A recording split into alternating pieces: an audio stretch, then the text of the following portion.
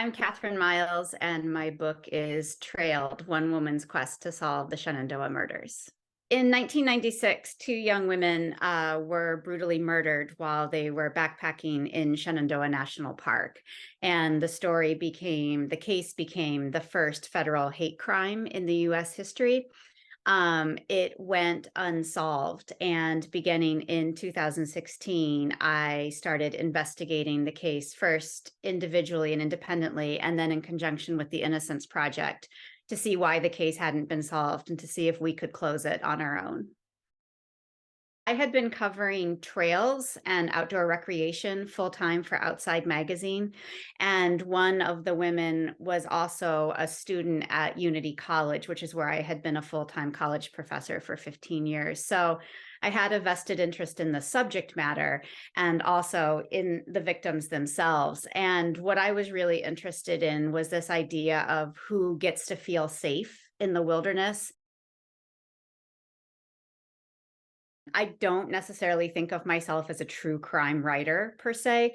And while I certainly consume probably my fair share of true crime, I also really object to those depictions that seem to focus on the perpetrator and sometimes even kind of valorize the perpetrator at the expense of the victims. And so I think all too often victims become these kind of flat characters or almost just these sort of like nameless shapes under sheets or chalk outlines or things like that. And I knew I didn't want to do that on principle. And also having come to know and really love so many friends and professors and colleagues of the victims, Lolly Winans and Julie Williams, it was really important to me to try to preserve and honor their legacy, which was really extraordinary. Definitely took longer than all of my other books. At first, it was a lot of court documents, and I was working very closely with the FBI. They were initially very generous in terms of their access. So I spent a day at the crime scene with investigators. I spent a day at their forensic lab at the Quantico Marine Base outside of Washington, D.C. But as soon as I started to realize just how complex the story was and that they had ultimately indicted the wrong person in the case, I really kind of needed to move beyond. And so I started interviewing a lot of forensic experts, a lot of psychological profilers. And then again, as soon as I formed this partnership with the Innocence Project, I then had access to just boxes and boxes and boxes of evidence that they've preserved in the case as well.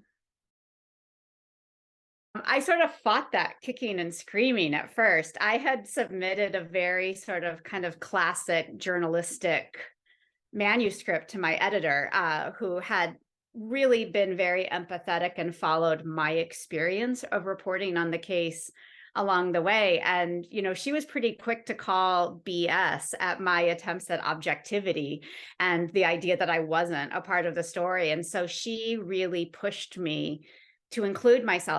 I worried that readers might think I was trying to appropriate the stories of Lolly and Julie. I worried that they might think that I was trying to compare my own experience with sexual assault to what was obviously a much more significant crime. And so I was really nervous. I usually feel safer kind of behind the walls of research and reporting and things like that. And so it definitely was a real sort of step out of my kind of writerly comfort zone.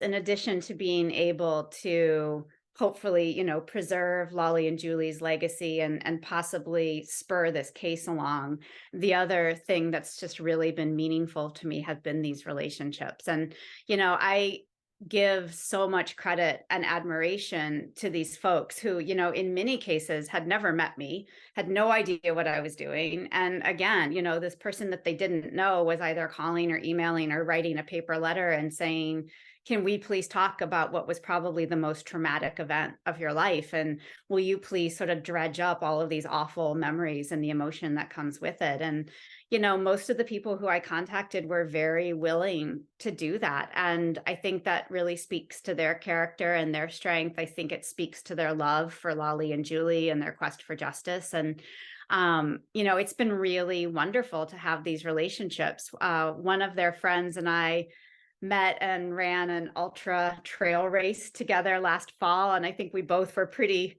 teary and emotional about that. Another friend and I have sort of, become kind of remote running buddies as well too. And I'd like to think, maybe at the risk of arrogance on my own part, that maybe like a little bit of their spirit gets to stay alive in all of these moments. And so that makes me feel really lucky and really fortunate.